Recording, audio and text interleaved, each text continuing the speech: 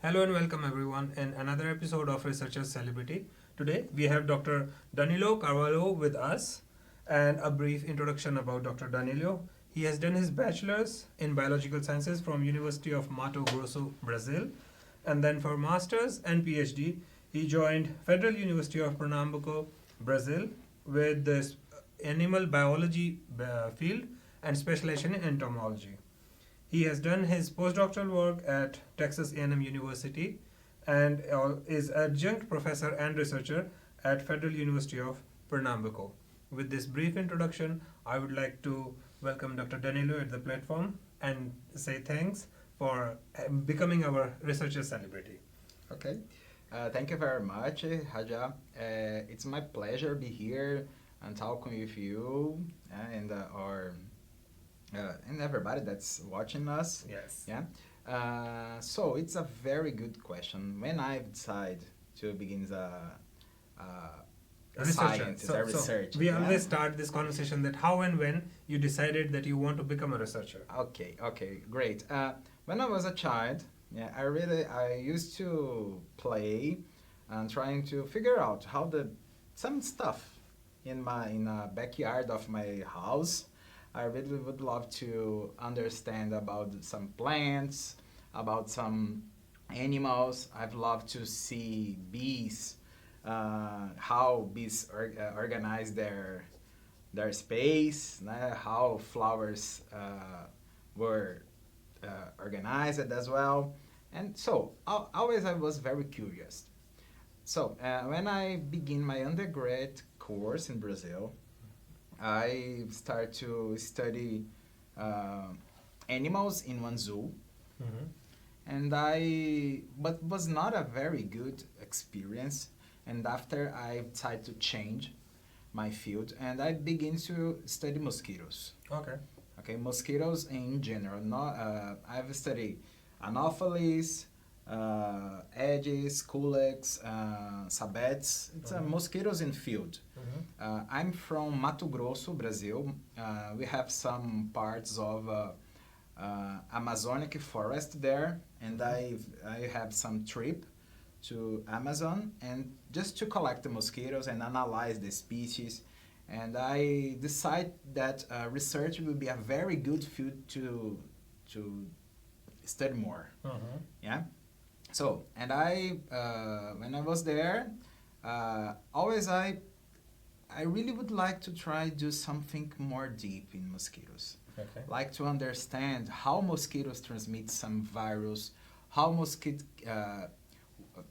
which factors in mosquitoes can support some infections. Okay. Like not just virus, but some bacteria, some fungi, and pathogens in general. And I begins to study vector competence in mosquitoes. My work to finish my undergrad course was trying to understand the distribution of Aedes aegypti in a hospital in Cuiabá. I've tried to understand, in a hospital we have a ton of different insects, but nobody see these insects. And I installed some traps in a hospital, and I identify a lot of mosquitoes there. Yeah, we published one paper about it, and trying to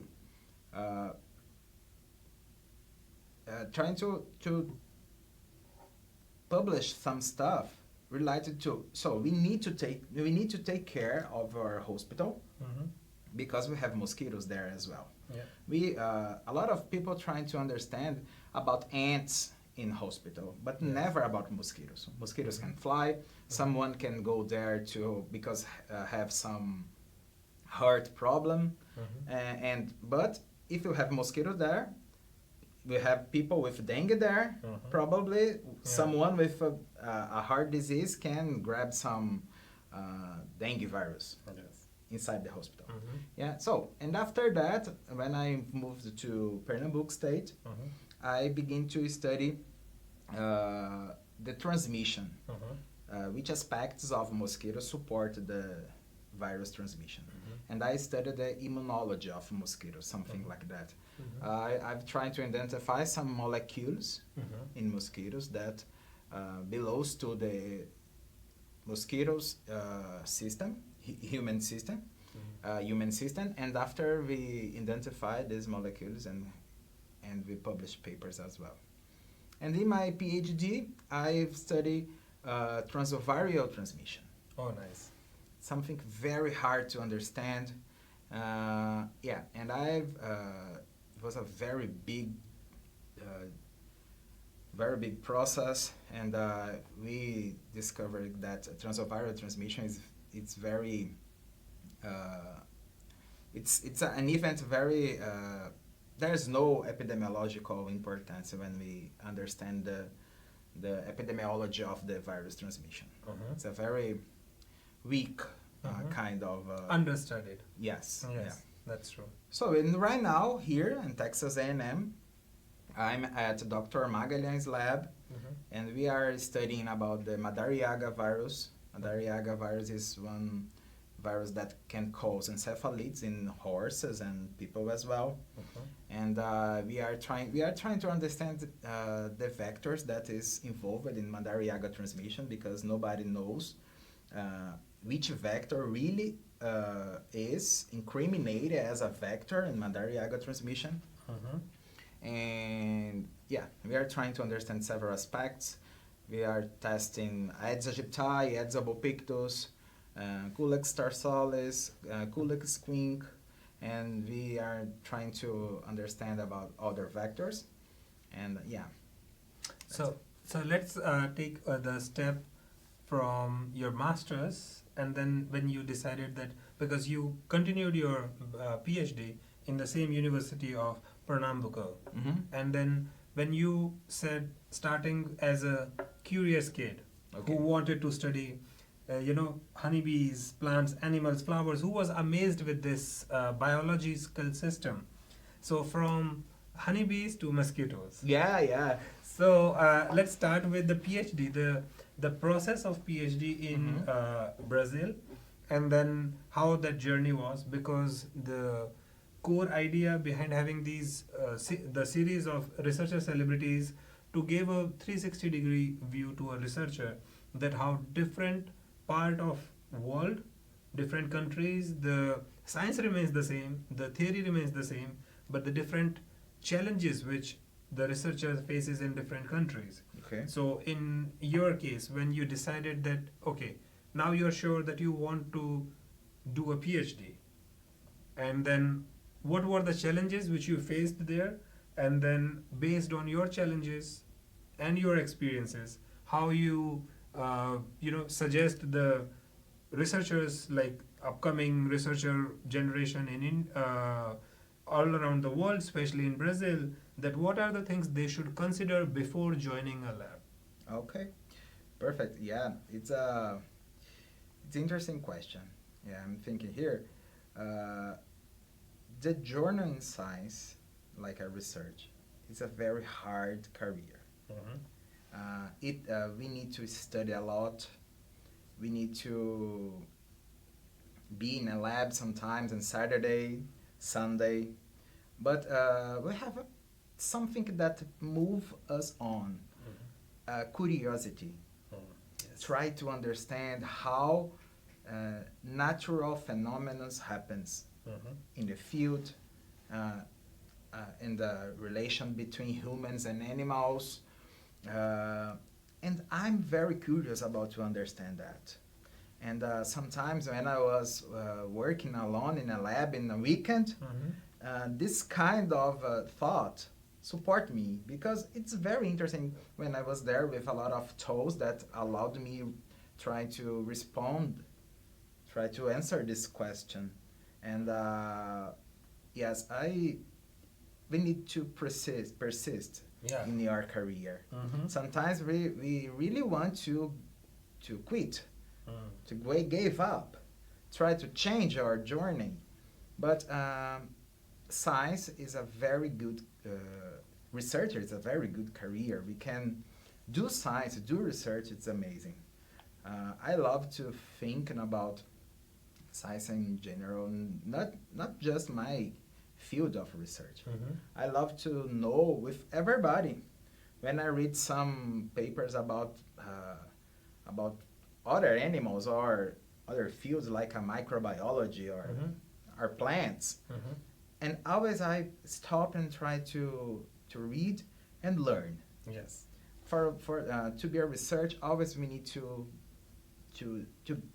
be open for the world, for the new ways to do research. Yes. Yes. So you just touched upon a very important part.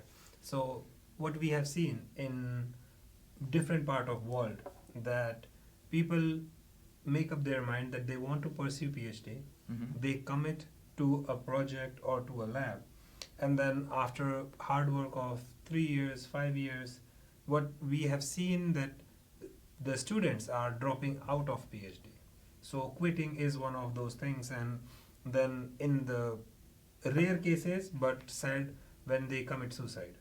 So I am not very well aware of that how the situation is in Brazil, and then when now if a young enthusiast want to pursue a PhD, so then whenever they are facing these challenges like of giving up these ideas, these thoughts that they should give up on their PhD, or just leaving the research at all completely.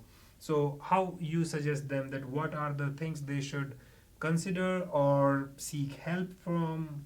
So in your case, how you dealt with the situation, and then how you guided them to do. Yeah. I had some moment that was very hard. Yeah, sometimes I was sad. Sometimes I feel alone. Sometimes I just need to stop everything, breathe, pray. Yeah, talk with my family, try to get support with some friends, but always I try to move on. Yes. It's important to Yes. move on. It's important to everybody has good days. Everybody has bad days. Yes. In science, in companies, and in all fields we have bad and good days. In science is the same, but we know that academic life is a little bit predatory. Everybody knows that. Yes. But we need to give some limits for people that can stress us a lot. We need to give some limit, but we need to think that the life it's big. Yes. The science is one part of your life. Absolutely. Sometimes we need to stop and take care of other sides of our lives and try to be better. Yes. And when we are better and we are good, we back to science and do our best. Absolutely. Yeah. Yeah. So I would like to say to all the audience here that Danilo specially mentioned one thing, that taking breaks is the real thing. Whenever you feel that you are exhausted, taking break is the wisest thing at that point of time. And we'll talk about the support system also. So Danilo, you mentioned about talking to friends, family, because these are the support pillars of any human being, and researchers are no exception to that. So when you say that you should mark your boundaries, like as in terms of like in so many different part of worlds, that you used a great word, predatory. In academia, predation is a lot like the PIs and the students, the relationship they share. In some cases, they just try to take advantage of the situation. So if a researcher is under pressure from the research part, and now fall into the prey for that predation part, what we were talking about. So what you suggest that a researcher should approach that situation? So it's very important to talk. Yeah. Talk is the way for a lot of stuff. If you have some problems, talk about them. Talk about them with your PI. Talk about them with psychologist if you can. Talk about something that is worrying you with people that you can trust. Talk with God. Yeah, we need to talk about our problems, and when we talk, we can listen ourselves, Yes. and we can try to figure out some ways to solve our problems. When we don't talk about our feelings, we got sick.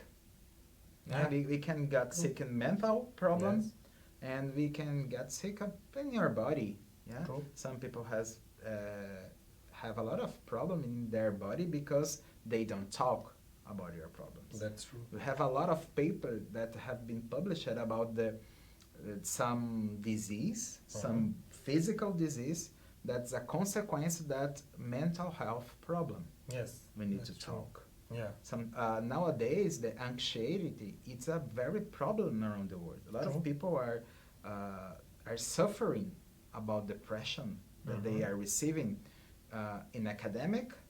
They are receiving in the several fields because we need to work a lot. Yes. Yeah, we have a lot of bills to be paid. Mm-hmm. We have a pressure to be successful. Yes. Yeah, and yeah, we need to talk. Yeah. So this is like as Danilo just mentioned about being vocal. So if you are facing any of the situation stress because of your research work or because of the student and mentor, conflict. So talking, being vocal. Danilo just mentioned that if it is because of the research, you can always go and discuss it with your PI or your advisor. If it is because of your advisor, then if there is a system in your department, university, where you can go and discuss the problems with a special dedicated society, then do that. If not, then you always have your support group like your family, your friends.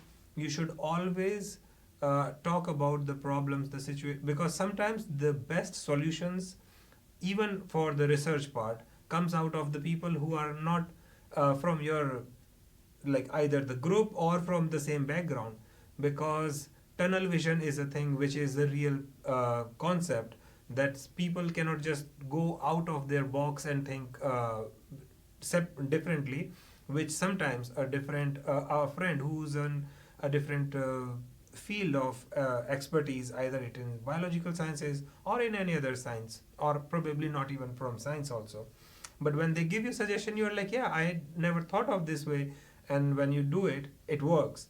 Because until and unless you are making any conceptual flaws, research is something, science is something which is very concise, specific, and works in very well defined way. So if something is not working, that's mean either we are not doing the way it should be done. So now talking about the therapy part, most of the world still thinks that researchers don't need therapy sessions, where I disagree with, and I'm like, if you have any kind of fever or any other disorder or disease in your body, you always rush to a doctor. But whenever it comes to mental health, specifically in researchers, either we don't acknowledge it enough, or even if we acknowledge, so because of the peer pressure, because of so many other reasons, people don't seek the therapy. So what you suggest to the next generation of researchers, that how important it is to acknowledge it, and then how to get help for that? This point is very important. I do therapy every week. It's something very important to support me. Yes. Do therapy is not a symptom of a weakness. Yeah, absolutely. A lot of people thought that people that do therapy is weakness then compare with people that don't do. If people that don't do don't need, it's strange. Yeah, everybody should do therapy. It's important to try to understand your feelings with a professional. Professional has a very good listen to hear you, and after try to help you solve your feelings, your desires. Yeah, because we need to always watch out our feelings. Yes. Yeah, and our desires, our problems. You know, yeah, it's very important. We need to have some time, schedule some time for us. Yes. We have a time. We need to have a time to rest. We need to have a time to be with our friends, Mm-hmm. to take care of ourselves in a therapy, to do some exercise. You don't need to do all this stuff every day. But if you have a schedule, you can try to have a moment to do science, other moment to do some activity that can help in your mental health Mm-hmm. and in body as well. Jogging, swimming, try to do something that can spread in your body serotonin. And Yeah, absolutely. Yeah. Dopamine. Yeah, we need to wash out your feelings and try to prioritize ourselves. Yes. So now we'll talk about so from Brazil when you came to Texas A&M. So what are the differences which you have experienced in terms of research, in terms of the culture, and in terms of the way people look at or their approach towards the science? And why I'm asking this is because when people are moving from one country to another, they always are trained for their scientific part. Yeah. But when it comes to different cultures, although Brazil is not very different, but still Yes, different yes, from yes, the yes, American yes. here. Sure, sure. So you have experienced most of your life the way people do science in Brazil, Okay. and now you moved here. What Yeah. are the differences? And then first let's discuss. Yeah, Brazilians loves do research Mhm. as Americans. Mhm. Yeah, but here in America, they are workaholic. Mm-hmm. If we compare with Brazil, Mm-hmm. in Brazil we have a time to do research, but in my point of view, Mm-hmm. I think Brazilians are more relaxed with time, with Mhm. hours. We can do research, but we have more time to rest. Yes. Here, the system is a little bit run so fast, and we need to produce a lot in a very short period of time. Mm-hmm. The system of the universities in Mhm. Brazil and in here in US, they are different. Yes. Because of that, the rhythm of the university is different as well. Mm-hmm. Here we don't have a very big time, a very big lunch time. In Brazil, we have 1 or 2 hours of lunch time Mm-hmm. to have lunch and after breathe a little. Yeah. Yeah, take a rest. And here it's very fast Mhm. movement, and but yeah, it's something that's cultural. Yes. I think that here we need to watch out more Mm-hmm. ourselves, Yes. because if if you don't pay attention, Mhm. you work every single day all time. Yes. Sometimes it's important to stop and rest a little, have a break, Yeah. drink some coffee with friends, hang out, Yeah, that's right. sleep until later, Mhm. sometimes when you have time, Mm-hmm. yeah. But both countries are very important, and everybody has a very strong point, Mm-hmm. you know, and yeah.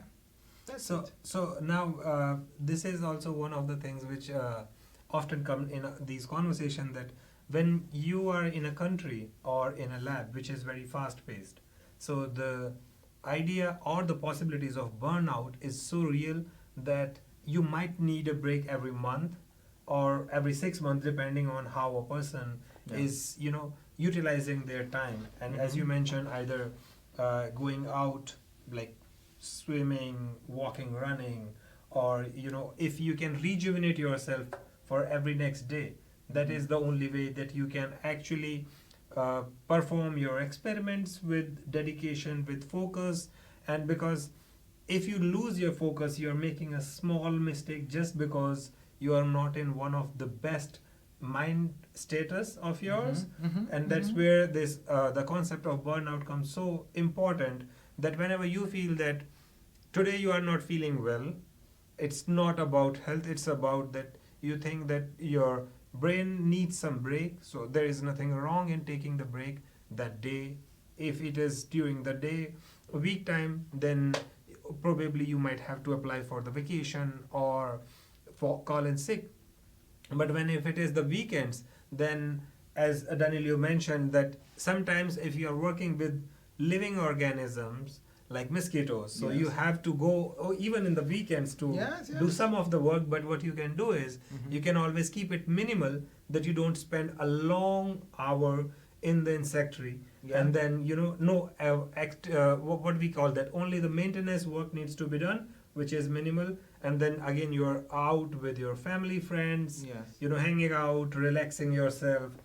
So now when we talk about the time limited research, because there are some groups which are very focused about their timing, that okay, you have to be in the lab at this time and you should leave the lab. Although this is rare, because most of the times getting in time is always fixed, Okay. but getting out time is never. Yeah, I know that. So so what are the pros and cons in your suggestion, that everyone has their own way to start up a research group? In your research group, because you are already a professor and researcher, so in your group, when anyone is applying for PhD position, or so then what are the things you look in for? And this is for all the audience here, that what Danilo will tell you now, you should listen, with more focus, because now he's going to tell that what are the things which he looks whenever he sees an application for PhD, for research assistant, Yeah. for any other position. So, I think the balance is the secret of our life. Mm-hmm. If we are unbalanced, something's wrong. Yeah. Body and mind exhausted Mm-hmm. can't do science with quality. Yeah. I don't care about what time you should be in the lab, Mm-hmm. or what time you will leave. Mm-hmm. I really would like that somebody that works with me can do a very quality research. Mm-hmm. It's I understand sometimes we need to work in the weekend. It's normal in science because we work with animals. Animals need some observation in Saturday and on Sunday, Yeah. because it's day. Mm-hmm. Yeah, in the animal life there is no weekends. Mm-hmm. You know, but I know that this body that can't have a break in weekend needs a break in Yes. a weekday. Yeah. Yeah, but there's no problem. Absolutely. Yeah, as I told you before, you need to talk about trying to get some schedule that works for your research, Mm-hmm. that works for your free time, and it's important to do to have some time for you. Yes. It's very important nowadays when I see people doing some experiment all day long, all weekend, I'm a little bit worried about it, because the quality of the results will decrease. Yes. And how can we be creative in science if we are exhausted? Absolutely. Yeah, how we can analyze our data with a very strict methods if we are weak, if we are exhausted. Yes. We need to have a break. We need to travel Mm-hmm. 1-2 days, trying to rest, trying to forget science for a little, and after back. Yes. There's no problem. Absolutely. The problem is if you are sad, if you are exhausted, if you are unhappy, you will not be a very good researcher. Absolutely. And this brings us to the productivity part. So in in general, people, when they are either doing their PhD, and that's when it all starts, and till they just retire from professor emeritus, whatever, they say that either publish or perish. Mm. Okay, so now we will talk about the productivity, which in terms of publications, because researchers always say that how much you have published over a period of time, because that is what the currency of research is apparently. So what are the suggestion and guidance you will tell to the PhD students in like more focused on PhD student, but then to the next steps like postdocs or early faculties. Okay. So because you have walked that path, Mm-hmm. what you can suggest them that how they should focus on it, and then how should they start with it? So we need to establish some goals for you. If you would like to publish 1 or 2 papers a year, it's a good metric. You know, of course, if you could publish more than 1 or 2, it's amazing. Yeah. But I think if you publish more than 2, probably you are not resting. It's important you rest. Of Yeah. course, that sometimes we publish some papers with some colleagues. You know, the contribution is a little bit, it's not very strong when we are doing all the experiment that we are publishing.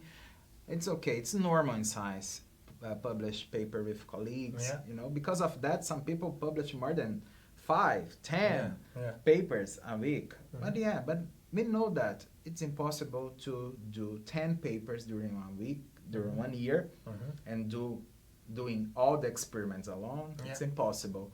And yeah, 1 or 2 is a good number.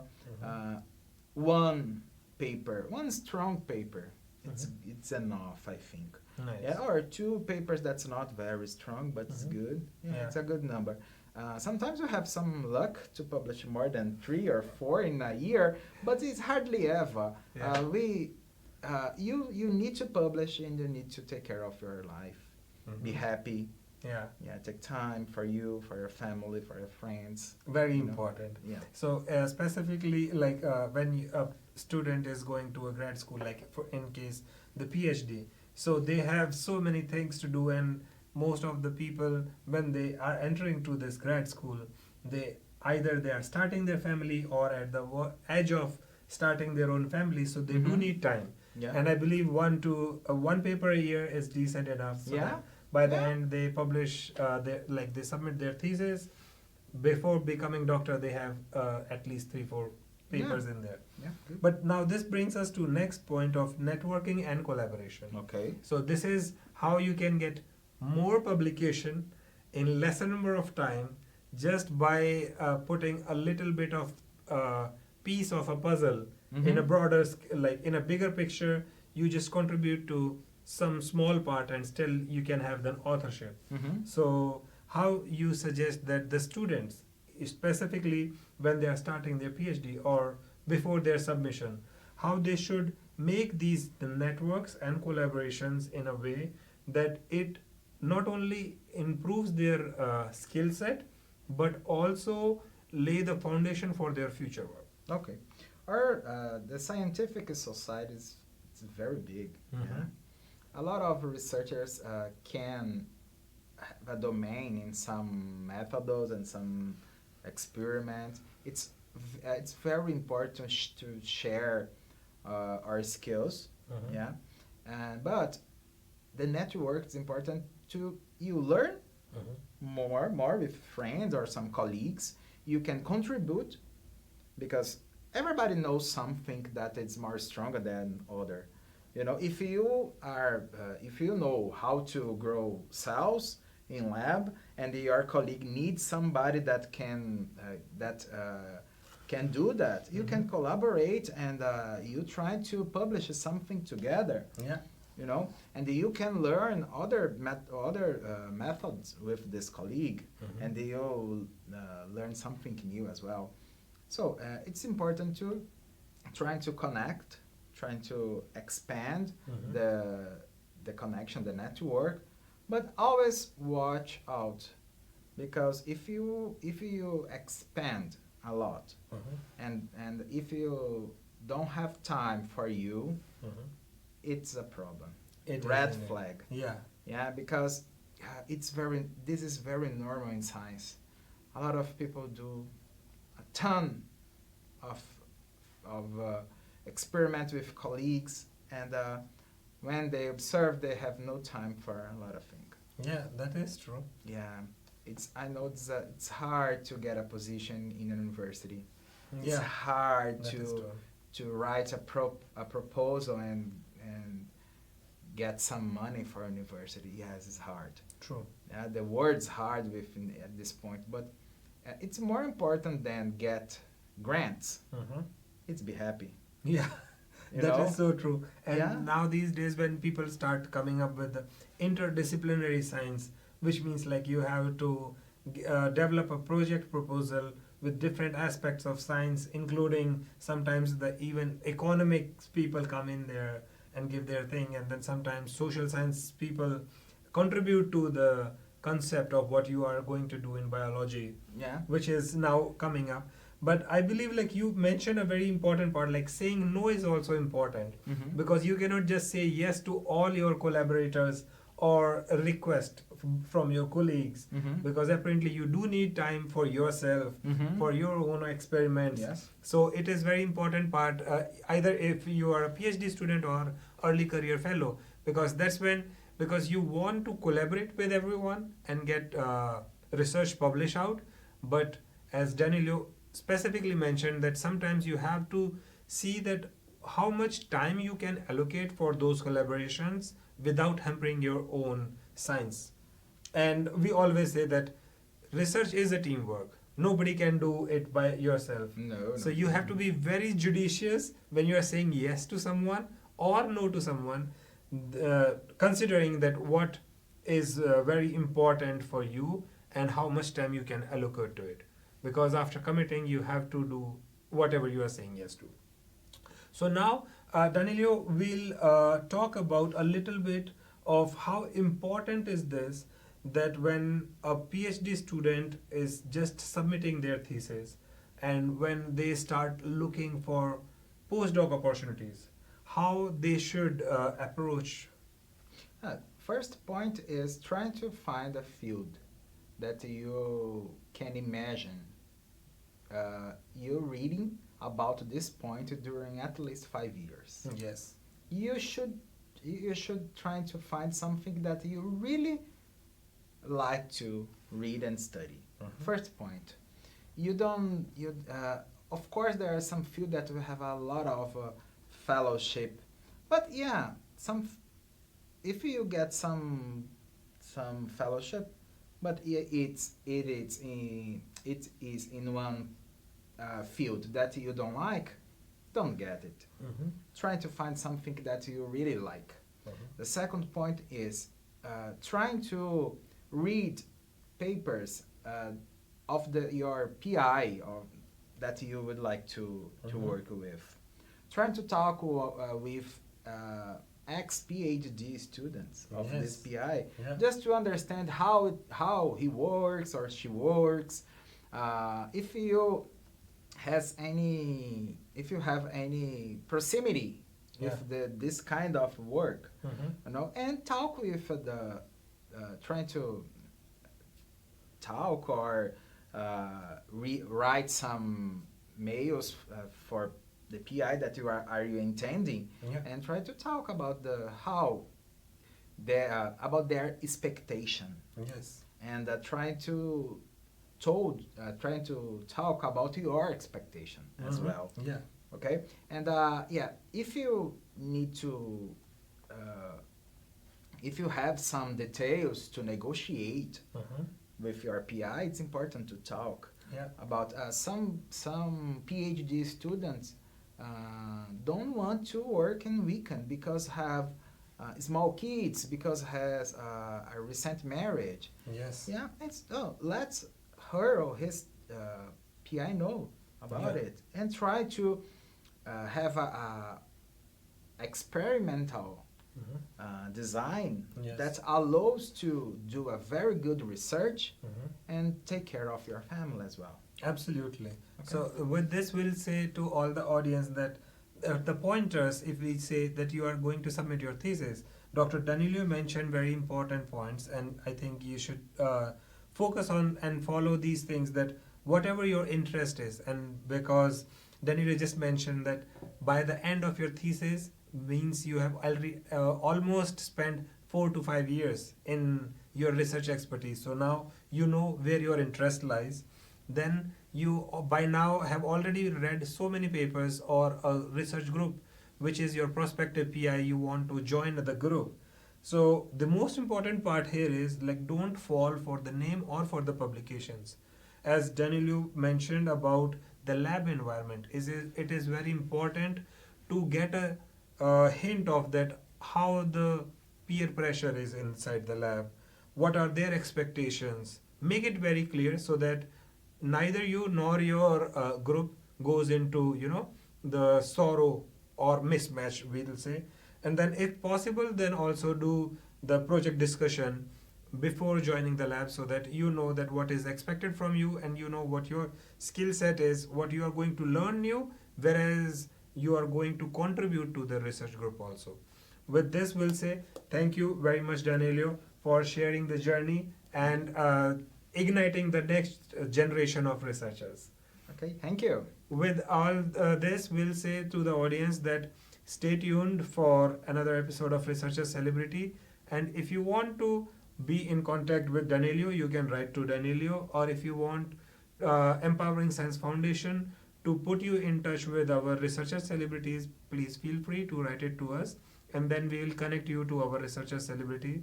The only thing which we'll say is like enjoy your research, do whatever makes you happy, and go conquer the world. Thank you very much. Thank you very much.